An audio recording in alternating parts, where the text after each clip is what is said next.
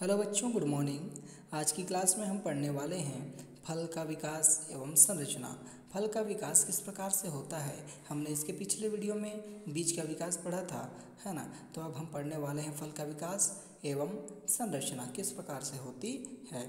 तो मैं ये बता दूं कि निषेचन के बाद अंडाशय परिवर्तित होकर फल बनाता है। जो अंडाशय होता है वह परिवर्तित होकर फल का निर्माण करता है, अर्थात जो परिपक्व अंडाशय को फल कहते हैं। जो अंडाशय परिपक्व रूप से निर्मित होता है, निर्माण हो जाता है, तो उसे फल कहते हैं। अंडाशय से ही फल का निर्माण होता है। पुष्पीय पादपों में निषेचन के बाद अंडाशय के कई परिवर्तन होने लगते हैं, है ना। पुष्पीय जो पादप होते हैं, पौधे होते हैं, उनमें निषेचन के बाद कई, है ना, अंडाशय में कई प्रकार के परिवर्तन आते हैं। कितने प्रकार के परिवर्तन होते रहते हैं। अतः अंत में जो बीजांड और अंडाशय क्रमशः जो बीज और फल बना लेते हैं, अर्थात बीजांड से बीज का निर्माण होता है और अंडाशय से फल का निर्माण होता है ना। अंडाशय से फल का निर्माण होता है और बीजांड से बीज का निर्माण होता है।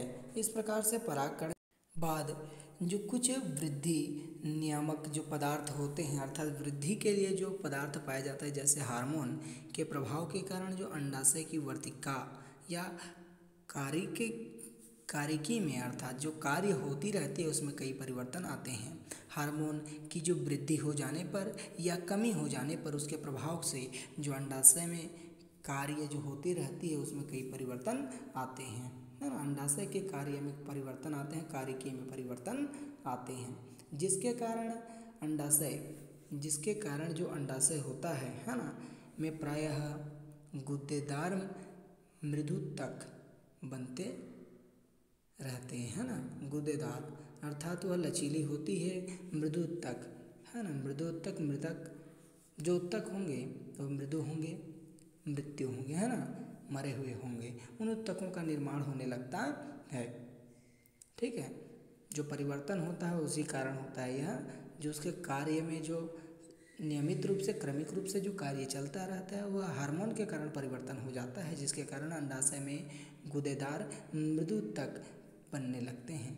साथ ही बहुत से अम्ल, क्षार और शर्करा का निर्माण भी होता है। उसके साथ साथ अम्ल, क्षार और शर्करा का निर्माण होने लगता है तथा अंडाशय की जो दीवार होती है, अंडाशय की जो भित्ति होती है, वह क्या हो जाती है जी, मोटी हो जाती है। और उस मोटी जो भित्ति होती है उसे फल भित्ति कहा जाता है। अंडाशय से क्या बनता है, हमने पढ़ा था, फल। तो अंडाशय से फल बनता है तो उसकी जो मोटी भित्ति होगी, तो अंडाशय से फल, तो फल भित्ति कहा जाएगा, जिसे क्या कहते हैं, फल भित्ति कहते हैं। जिसके अंदर मृदुतक, अम्ल, शर्करा, रूपांतरित बीजांड या बीज आदि स्थित होते हैं। जिसके अंदर क्या मौजूद होता है, मृदुतक पाया जाता है, हमने पढ़ा, अम्ल भी पाया जाता है, शर्करा भी पाई जाती है और बीजांड या तो बीज आदि पाए जाते हैं। एक साथ इन सबको मिला दिया जाए तो हम क्या कह सकते हैं, उनको फल कह सकते हैं, है ना। जब मौजूद सभी होंगे, अम्ल, शर्करा, मृदुतक और बीज आवरण या बीज आपस में निर्मित होने पर वो पूर्ण रूप से फल कहलाएगा। अधिकांश फलों की जो फल भित्ति होती है, फल भित्ति अर्थात फल की जो बाहरी त्वचा होती है, वह मोटी तथा 3 स्तरों की बनी होती है। फल भित्ति मोटी होती है और 3 स्तरों की क्या होती है, वह बनी होती है। बाहरी स्तर को बाह्य फल भित्ति कहते हैं और आंतरिक स्तर को या मध्य स्तर को मध्य फल भित्ति कहा जाता है, ठीक है ना।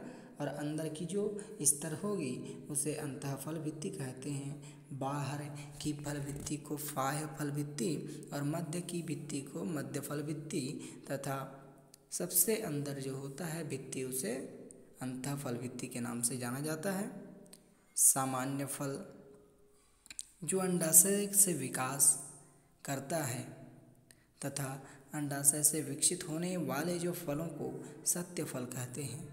जो फल अंडाशय से डायरेक्ट निर्मित होते हैं, है ना, अंडाशय से ही निर्मित होते हैं, तो उसे सत्य फल कहा जाता है। लेकिन कभी कभी पुष्प के अन्य भाग जैसे पुष्पासन, बाह्य दलपुंज आदि से भी फल बनाने में भाग लेते हैं, है ना। फल बनते हैं पुष्पासन से या बाह्य दलपुंज से फल बन जाते हैं। ऐसे फलों को कुटफल कहा जाता है। ध्यान दीजिएगा इसको, कुटफल और सत्यफल कहाँ से आता है ना। तो अंडाशय से डायरेक्टली विकसित होने वाले, है ना, सीधे विकसित होने वाले जो फल होते हैं उसे सत्यफल कहा जाता है। और उसको हटाकर कोई अन्य भाग से, है ना, अन्य भाग जैसे पुष्पासन या बाह्य दलपुंज से फल का जब निर्माण होगा तो उसे कुटफल कहा जाता है। ध्यान से सुनिएगा, है ना। जैसे सेब, नाशपाती या तो भटा या रसभरी, कटहल, अनानास, अंजीर। कुटफलों तथा जो आम होते हैं, पीपल, है ना, पपीता, अमरूद, भिंडी आदि सत्य फलों के उदाहरण हैं। ठीक है, ये हमने जो कुटफलों के लिए पढ़ा, सेब, नाशपाती, भट्टा या रसभरी, और आम, पपीता, अमरूद, भिंडी, ये सत्य फल के उदाहरण हैं। फल हमारे लिए लाभदायक तो होते हैं, साथ ही ये तरुण बीजों के लिए भी रक्षा करने के साथ साथ उनके प्रकीर्णन में भी सहायक होते हैं। जो तरुण बीज होते हैं, छोटे छोटे बीज होते हैं, उनकी रक्षा के साथ साथ उसको क्या करने के लिए, एक जगह से दूसरे जगह पहुंचाने में भी मदद करते हैं।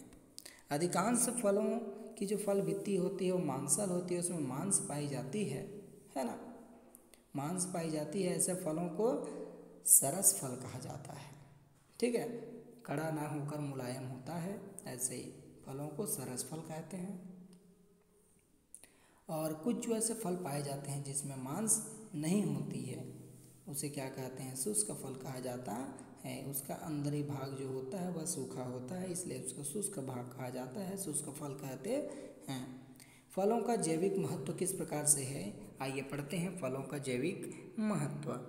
देखिए, पहला नंबर कहता है कि फल अंदर में विकसित हो रहे बीज या भविष्य के पौधों को यांत्रिक सुरक्षा प्रदान करता है। फल के अंदर जो विकसित हो रहे बीज हैं वे क्या करते हैं, भविष्य में होने वाले जो बीज हैं, है ना, पौधे हैं, उनकी यांत्रिक अर्थात मुख्य रूप से भविष्य में होने वाले पौधों की सुरक्षा करते हैं। दूसरा पॉइंट कहता है यह बीज को वातावरण में होने वाले प्रतिकूल परिवर्तनों से बचाता है ना। बीज जो होता है, जो फल होता है उसके अंदर बीज मौजूद होते हैं, तो वह वातावरण में होने वाले जो प्रतिकूल परिस्थितियाँ होती है, जैसे बाढ़ होना, है ना, प्रतिकूल हवाएं चलना, तो इस तरीके से जो प्रतिकूल परिस्थितियाँ आती हैं तो उस प्रतिकूल परिस्थितियों में उनकी सुरक्षा करते हैं। कच्चे फलों में सुगंध कभी कभी कड़वा और तीखा होता है, जानकर इसे दूर भागते हैं। जो जानवर क्या होते हैं, या तो मनुष्य या पशु पक्षी, जिसमें सुगंध कड़वा होता है, तीखा होता है, तो उसे नहीं खाते, जिससे बीजों की सुरक्षा हो जाती है। चौथा, कच्चे फलों का आवरण हरा होना। जो कच्चे फल होते हैं उसकी जो बाह्य त्वचा होती है, बाह्य आवरण होती है, हरे कलर की होती है। यह प्रकाश संश्लेषण के कारण होती है और ये प्रकाश संश्लेषण कार्य भी करते रहते हैं। जैसे आम में आप देखे होंगे, आम के फल, है ना, अमरूद के फल, पकने के बाद फल मीठा, रंगीन और सुगंधित हो जाता है। ठीक है, जब पकता है उसके बाद क्या हो जाता है, वह मीठा होता है, रंगीन होता है, सुगंधित हो जाता है। इससे मनुष्य एवं जानवर इसकी ओर आकर्षित हो जाता है।